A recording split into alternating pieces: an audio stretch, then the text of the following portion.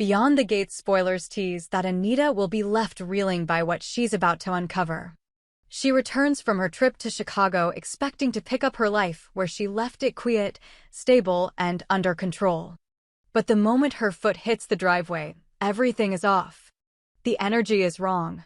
Her daughter Nicole greets her with a quick hug, but there's tension behind her eyes. Vernon isn't home. The silence in the house isn't peaceful, it's bracing. Anita first hears a vague comment from a neighbor, "Crazy night at Keller's." Your Bill and Vernon nearly tore the place down. She assumes it's gossip, until she checks her phone and sees 3 missed calls from local numbers and 1 voicemail, from the bartender at Keller's bar. "Hey, this is Russ. Just figured you should know there was a fight last night. Between Vernon and Bill. Vernon got taken in. Bill, he's okay, I think, but he hit the floor hard. EMTs took him in just to be safe. Thought you might want to hear it from someone who saw it." Anita's blood runs cold. She doesn't even pause to unpack. She drives straight to the bar. When she arrives, the place is still half-shuttered from the damage. Glass litters the front walkway. Inside, chairs are overturned, a table is cracked down the middle, and a stool is bent out of shape. The bartender is still sweeping. When Anita enters, he stiffens. "Anita, I wasn't sure if you'd come down." "Where's Bill?" "In the hospital. They kept him overnight. Said he might have a concussion. Vernon's with the cops." "And why were they fighting?" Her voice is firm, restrained, but her eyes spark with rage. Russ hesitates. "You'd have to ask your daughter." That's when Anita knows something is seriously wrong. Back at home, she demands answers. No one wants to give them. Vernon isn't there to interrogate. Bill is out of reach. Nicole sits on the edge of the couch, refusing to meet her mother's eyes. The silence stretches too long. Anita finally snaps. "Nicole, what the hell happened?" Nicole stammers, "It's complicated, Mom. I shouldn't be the one to." "Don't do that. Don't protect him. Don't hide this. Tell me what happened now." Nicole's voice shakes. "You don't understand. Vanessa told me something. About Martin." The name alone makes Anita flinch. Nicole continues, "She said Martin might have killed someone 2 years ago. And Vernon knew. He's known the whole time. But he never told anyone. He just kept it quiet. And when I found out, I confronted him at the bar. I wanted to know why he didn't say anything.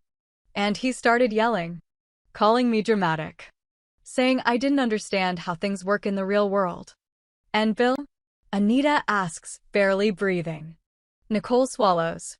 "He was just trying to defend me. Told Vernon to back off. And Vernon lost it. Said Bill shouldn't be in our business, that it was family stuff. Next thing I knew, they were both throwing punches." The words sink in slowly. Anita tries to steady herself against the kitchen counter. Her husband and her brother. A bar fight. All over a secret about Martin, the same man Anita has long suspected of being capable of more than what the town thinks. But this? Murder? She feels sick. She picks up her phone and calls the hospital. Bill is still under observation. No visitors until the morning. The nurse says he regained consciousness a few hours ago. He's asking for her. Anita spends the night staring at the ceiling, unable to sleep. She thinks about the way Vernon always danced around tough questions. How his friendship with Martin had grown strangely distant in recent months. And about Vanessa, quiet, but always watching. If Vanessa knew something, it must have been serious. By morning, Anita's rage has settled into something colder. Purposeful. She visits Bill first. His head is wrapped in gauze. His left eye is purpled and swollen. But when he sees her, he smiles faintly. "Don't say it," he mutters. "You went after him for Nicole." He crossed the line. He always crosses the line. But now he's covering for a man who might be a killer. Bill nods slowly. Then we get the truth. She visits the precinct next. Vernon's being released on bail. When he steps out of the holding room and sees her, he braces for impact. She doesn't yell. Doesn't even raise her voice. "You're coming with me," she says. They drive in silence. She parks by the lake. Not because it's peaceful, but because it's empty. When they step out of the car, Anita turns on her brother like a storm. What happened? Not the fight. Not the bar. What happened 2 years ago that made you stay silent all this time? Vernon avoids her eyes. It's not that simple. It's always that simple. Someone is dead. And you know who did it? He sighs heavily. Martin told me it was an accident. A man threatened him. Someone with leverage. It got out of hand. There was a struggle, and the guy didn't make it. Anita stares. And you believe that? I saw the body, Anita. That knocks the wind out of her. You were there. No. But he took me to where it happened. He needed someone to help clean it up. She takes a step back, disgusted. So you're part of this. I didn't touch the body. But I helped him move the car. That was it. Anita puts her hands on her head. And you kept this from me. From the police. From everyone. Why? Because I was afraid. Because Martin said if I talked, Nicole would be the next headline. He knew where she went to school. Who she hung out with. I couldn't take that risk.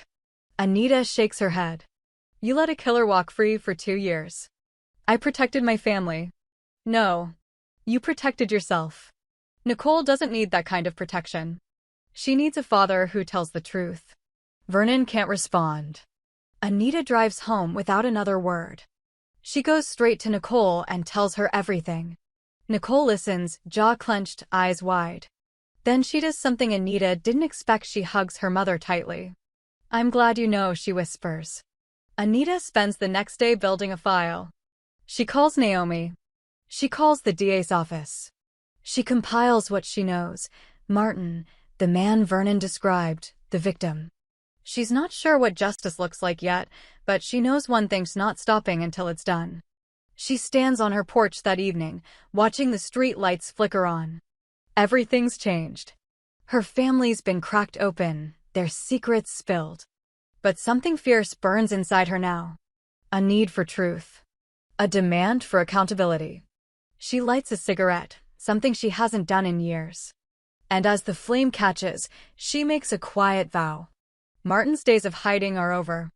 The next morning, Anita wakes with one thing on her mind: find out who Martin killed and why Vernon helped cover it up. She starts with the only person who might talk now that everything is unraveling: Vanessa. Vanessa is difficult to pin down. She doesn't answer her phone, doesn't respond to messages. But Anita knows where she'll be back: behind the thrift shop, where she volunteers most mornings, sorting donations in the alley behind the building. Sure enough, Vanessa is there, head bent, folding clothes into cardboard boxes. Anita doesn't announce herself. She walks right up and stands within 3 feet. Vanessa looks up slowly, then freezes when she sees her. You know, don't you? I know Vernon's been protecting Martin. I know he helped clean up a body. What I don't know, Anita says quietly, is who Martin killed. Vanessa hesitates, lips pressed tight. But something in Anita's expression shifts her resolve. Maybe it's the storm in her eyes. Maybe it's the exhaustion in her voice. Maybe it's the sense that if she doesn't talk now, she'll be pulled under by the same tide that's taken everyone else. His name was Drew Halpern, Vanessa says, voice barely above a whisper. He used to live out near the freight yard. A contractor. Martin thought Drew had dirt on him: financial records, maybe something about the river project money going missing. Drew threatened to go public. He came to Martin's office. That was the last time anyone saw him. Anita leans in. And Vernon? Vernon didn't see the body, Vanessa says. He saw the blood. He saw the car. Martin told him it was self-defense. That Drew had lunged at him, hit his head. That it was messy, but it wasn't murder. Anita clenches her jaw. And he just believed that. Vanessa looks away. He believed Martin had too much power to cross. Where's the body? Vanessa hesitates. Buried. Outside town. Not far from where the old train route curves out toward the woods. There's a cabin there. No one goes out anymore. Anita writes everything down. She thanks Vanessa without emotion. She doesn't have time for gratitude. She goes straight to the district attorney's office and demands a meeting. By late afternoon, She and a deputy are walking the wooded trail out past the curve of the old train track. The air is heavy with summer heat, thick with the scent of pine and rusted metal. The cabin is as Vanessa described, boarded up, forgotten, its porch sagging under its own weight. The deputy carries a small spade and forensic collection kit. Behind the shed, under a rotted tarp, they find disturbed soil. Fresh enough. Anita doesn't turn away as the first edge of a shoe emerges from the dirt. The body is real. Drew Halpern is no longer just a whisper. The DA moves fast. A judge signs a warrant. Martin is arrested that evening during a charity dinner. His face stays calm as they walk him out of the building, cuffs behind his back, flashbulbs popping from stunned guests. His lawyer tries to push for bail, but the judge denies it. He's a flight risk. Too many ties, too much money tucked in shell companies. The next wave is media. News vans park outside homes. Reporters hound city officials. Questions pile up. How long was this covered up? Who knew? How did someone with a body on their hands stay in power? Anita becomes the reluctant face of the fallout. She's asked for comment by the local paper and finally agrees. Her statement is brief. Silence is never neutral. When good people choose not to act, terrible things become acceptable. I won't apologize for demanding the truth, even when it means confronting those closest to me. Nicole reads the article out loud in their kitchen. Her voice wavers, just slightly at the end. Anita watches her daughter closely, searching for signs of what this whole ordeal has cost her. Nicole seems stronger, somehow. Like the fracture forced something hidden to the surface. At the hospital, Bill is discharged. His injuries have healed, but he moves slower now and carries himself like someone who's looked at a version of his family he never wanted to see. He and Anita sit outside the house one evening, beer bottles between them, silence stretched long. You were right, Bill says. About Vernon. About all of it. I didn't want to be, Anita replies. I should have said something earlier. About how he acted. About the way he always defended Martin, no matter what. I thought it was loyalty. Turns out it was fear. Anita doesn't answer. She just watches the sky change colors. Vernon isn't arrested yet. But he's subpoenaed. The grand jury wants his testimony. His lawyer pushes for immunity. The DA hasn't decided. Vernon calls Anita one night, long after the house is dark. I never meant to protect a killer, he says. You meant to protect yourself. You let your fear speak for you, and now we all have to clean it up. I'll testify. You better. The town begins to settle slowly. The story stays in the headlines, but attention moves on. Anita returns to her job. Bill fixes the kitchen window he broke months ago. Nicole studies harder, avoids parties, takes long walks alone. One day, a package arrives at Anita's door. No note. No return address. Inside is a small wooden box. It contains a single cassette tape, old and dusty. Labeled only with the date, April 12, 2021. The day Drew disappeared. Anita finds an old tape player in the attic. She plugs it in. The tape starts crackling and Martin's voice fills the room. Angry, cornered, shouting. Then another voiced her calm, determined. You think no one will ever find out? That no one will talk. People talk all the time, Martin snarls. It never means anything. A scuffle. Something falls. A thud. Then silence. The tape stops. Anita holds her breath. Someone kept this all along. Maybe Vanessa. Maybe someone else. Someone wanted her to know the whole truth. She copies it. Sends it to the DA. Later, she walks to the backyard, where the last snow from spring has melted completely. Nicole joins her. They sit beneath the old tree Vernon planted years ago. You're okay? Anita asks. Nicole nods. We all have things we carry, Mom. Secrets. Guilt. Fear. But you made us talk. You made us deal with it. Anita doesn't respond right away. Then she says, I didn't want to be the one to break it all open. But now I'm glad I did. Nicole leans against her shoulder. Me too. The sky is quiet. For once, no sirens. No headlines. No shouting. Just the sound of wind in the leaves and the feeling that something broken has finally started to mend. 3 weeks passed. The trial date was set. Martin was still in custody, his legal team working overtime, but the walls were closing in. The newly surfaced cassette tape admissible, authenticated left little room for maneuvering.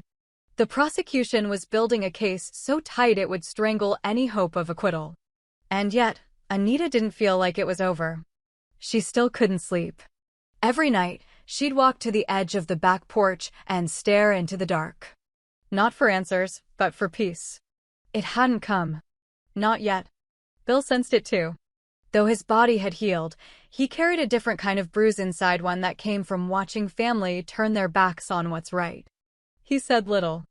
Mostly watched. His silence wasn't retreat, it was waiting. Nicole, meanwhile, had grown bolder.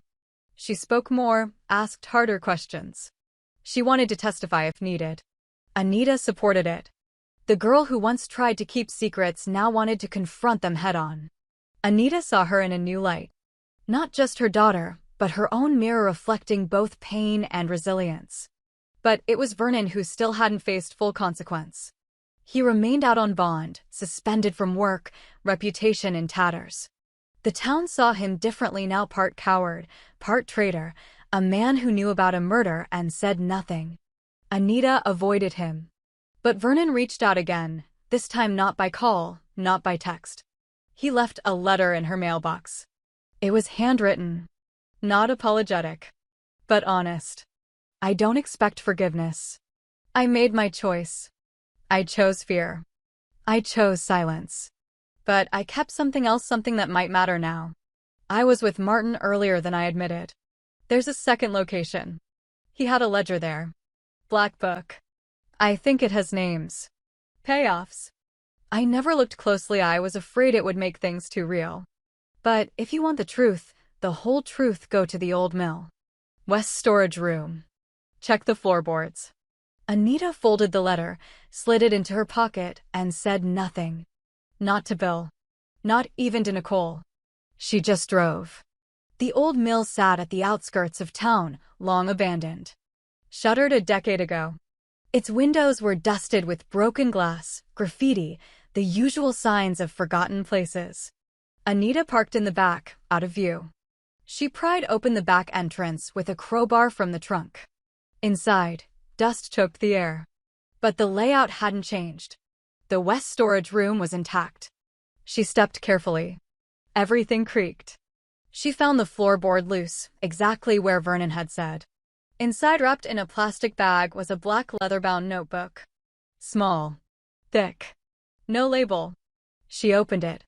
Names. Dates. Amounts. She recognized at least 7 people. 3 on the council. 2 on the police force. 1 judge.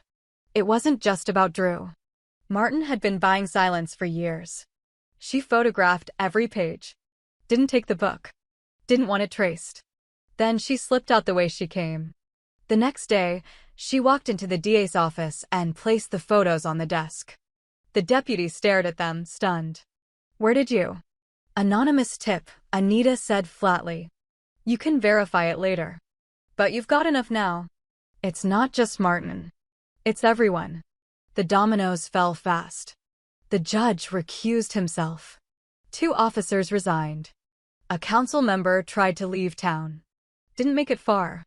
By the end of the week, indictments were filed. A town that had tolerated silence for decades was now facing a reckoning. And through it all, Anita remained steady. Not loud. Not emotional. Just determined. At the trial, she sat with Nicole beside her. Bill behind them. Vernon, oddly, sat alone. Martin was brought in wearing cuffs, but still with the arrogance of a man who once owned the room. He made eye contact with Anita. She didn't blink. Witness after witness testified. Forensics. Officers. Vanessa. Even Vernon. When it was Anita's turn, the courtroom fell still. She spoke with clarity. She detailed the moment she found out. The way her family cracked. The lies that held together the illusion of safety. And the people who paid the price. She ended with a single line: "Truth never dies. It waits. And it punishes." The jury deliberated for less than 2 hours. Guilty. On all counts. Martin showed no emotion. But Anita saw it. The twitch in his jaw. The realization that no deal, no favor, no silence could save him now. Outside the courthouse, cameras clicked. Reporters shouted. But Anita ignored them. She walked straight to Nicole and pulled her into a hug. "It's over," Nicole whispered. "Not yet," Anita said softly. "But it's finally moving in the right direction." Weeks later, the town felt different. Not cleaner, but clearer. As if the air had been purged of something foul. Anita returned to her job. Rebuilt the trust that had cracked. She started a legal outreach program with Naomi's help: education, protection, empowerment. Nicole graduated at the top of her class. Bill started coaching a local softball team. Vernon left town quietly. No one saw him go. He didn't say goodbye. Anita didn't expect one.